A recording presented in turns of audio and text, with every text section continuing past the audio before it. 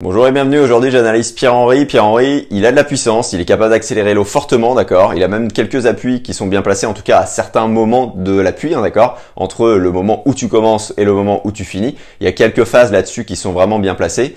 Mais justement, son but à lui, ça va être d'économiser un maximum son énergie pour tenir un 400, d'accord, de plus en plus rapide. Un 400 qui passe bien et un 400 qui va encore plus vite, là, qu'il aille vers les 6,30 au 400 finalement. Je te livre tout de suite son analyse avec ces 3 points techniques prioritaires.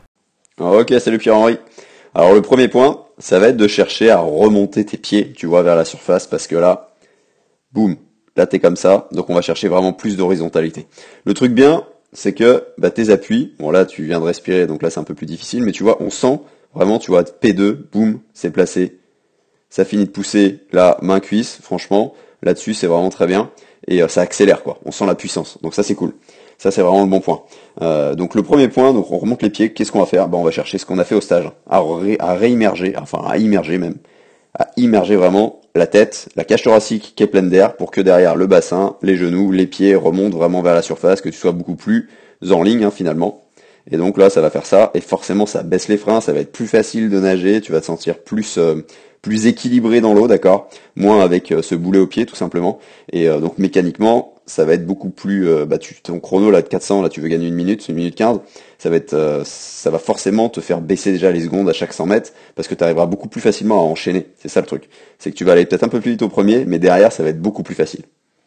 Le deuxième point, pour vraiment que ça soit plus facile pour toi, il va être au niveau de ton inspiration, parce que là tu vois ton bras il tombe, t'inspires un peu tôt, là on va voir sur la vue de haut, ça va être plus simple. Donc là ce qui se passe, tu vois, quand t'inspires, je te mets au ralenti, boum. Là, tu vois, t'as fini de souffler. Ok, t'as la tête qui se dégage. C'est à ce moment-là que tu devrais inspirer. Mais tu devrais inspirer à ce moment-là quand le bras est vraiment collé au corps et que la main est à la cuisse. Tu vois, que tu finisses vraiment ta propulsion avant ton inspiration. D'une, pour avoir plus de vitesse quand t'inspires. D'accord? Et de deux, rester plus projectile longtemps pour aussi qu'il y ait moins de frein, tout simplement. Parce que plus tu vas rester placé longtemps avant ton inspi, plus l'eau va s'écouler plus facilement, plus tu vas avoir de vitesse derrière. En fait, gagner de la vitesse, tout simplement, et en perdre encore moins. Donc mécaniquement, ça fait que tu as plus de vitesse quand tu inspires et que tu vas plus vite, et puis tu économises encore ton énergie. On est encore dans cette optique-là. Alors, c'est vraiment ça. C'est vraiment que tu ailles plus loin en fait sur ton inspiration sans faire plus d'efforts. C'est vraiment tout ça l'objectif là du truc. Et le deuxième point, ça va être quoi? Ça va être de réenchaîner derrière. Parce que là, si t'as le bras, regarde où est ton autre bras, le deuxième bras. Là, il est parti, là, il a peut-être un peu croisé et tout. Là, tu pars un peu en cacahuète là-dessus. L'idée, ça va être de garder ce bras vraiment projectile devant, épaule visage après l'inspi, pour que derrière, tu arrives à te propulser comme tu le fais sur les autres mouvements. Et donc, à réenquiller plus de vitesse plus rapidement. Donc ça c'est le deuxième point, toujours hyper important en termes d'économie d'énergie. L'autre point, ça va être de réussir. Je t'ai dit que P2 ça passait bien, la main à la verticale de l'épaule, donc ça c'est cool.